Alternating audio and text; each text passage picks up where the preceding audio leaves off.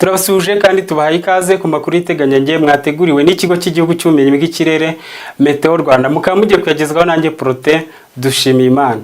Tugiye gutangira tubagezaho uko ikirere cy'uyu munsi kiriwe, uko giteganyijwe muri iri joro. Turaza no kubagezaho iteganyagihe ry'umunsi w'ejo ndetse n'iry'iminsi ine ikurikira umunsi w'ejo duhereye tariki ya 7 kugeza tariki ya 10 Werurwe. Uyu munsi tariki ya 5 Werurwe ikirere cy'u Rwanda cyaranzwe n'urunyurane rw'izuba n'ibicu byaje kwiyongera uko umunsi wakuze, bitanga imvura yumvikanamo inkuba ku masaha y'igicamunsi ahenshi mu gihugu.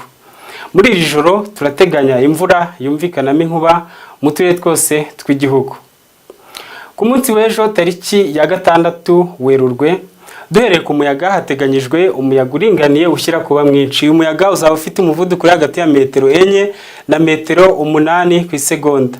Biteganyijwe kandi yuko uyu muyaga uzaba ufite icyerekezo kiva mu bice by'uburasirazuba bw'igihugu werekeza mu bindi bice by'igihugu. Ku masaha y'igitondo duhereye mu ntara y'Amajyepfo hateganyijwe ibihe by'umucyo mu turere twose tugize iyi ntara. Igipimo cy'ubushyuhe cyateganyijwe kizaba kiri hagati ya -15 na -17. Ibi ngibi ni nako biteganyijwe mu ntara y'Uburengerazuba, mu gihe igipimo cy'ubushyuhe cyateganyijwe kizaba kiri hagati ya -10 na -18. -10 ziteganyijwe mu karere ka Nyabihu, akaba ari naho hateganyijwe gukonja ugeranije n'ahandi hose mu gihugu.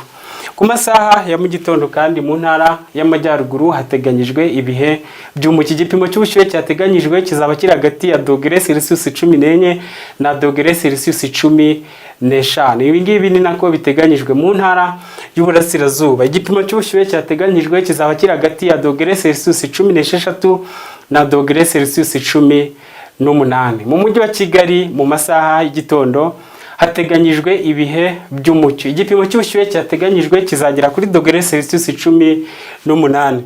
Ku masaha y'igicamunsi duhereye mu ntara y'Amajyepfo hateganyijwe ibihe by'umucyo mu turere twose tugize iyi ntara, mu gihe igipimo cy'ubushyuhe bwo hejuru cyateganyijwe kizagera kuri -29. Mu ntara y'Uburengerazuba ku masaha y'igicamunsi hateganyijwe imvura yumvikanamo inkuba.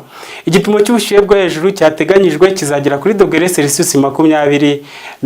Mu ntara y'Amajyaruguru ku masaha y'igicamunsi nta mvura ihateganyijwe. Igipimo cy'ubushyuhe cyateganyijwe kizagera kuri -29. Ibi ngibi ni nako biteganyijwe mu ntara y'Uburasirazuba, mu gihe igipimo cy'ubushyuhe bwo hejuru cyateganyijwe kizagera kuri -32. Akaba ari nacyo gipimo cy'ubushyuhe bwo hejuru giteganyijwe muri aya masaha ugeranije n'ahandi hose mu gihugu. Mu mujyi wa Kigali naho hateganyijwe ibihe by'umucyo ku masaha y'igicamunsi. Igipimo cy'ubushyuhe cyateganyijwe kizagera kuri -31. Reka dukomeze tubagezaho ko ikirere cy'u Rwanda kizitwara mu minsi ine ikurikira umunsi w'ejo.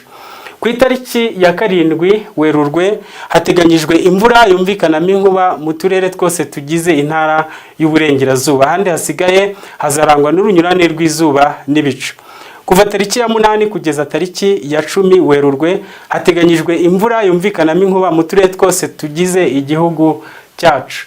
Ku munsi w'ejo izuba riteganyijwe kurasa ku isaha y'isa 12:05 z'igitondo, rikazarenga ku isaha y'isa 12:19 z'umugoroba. Mwakoze kudukurikira, dukomeje kubararikira kunyurwa na serivisi za Meteo Rwanda. Mugire ibihe byiza.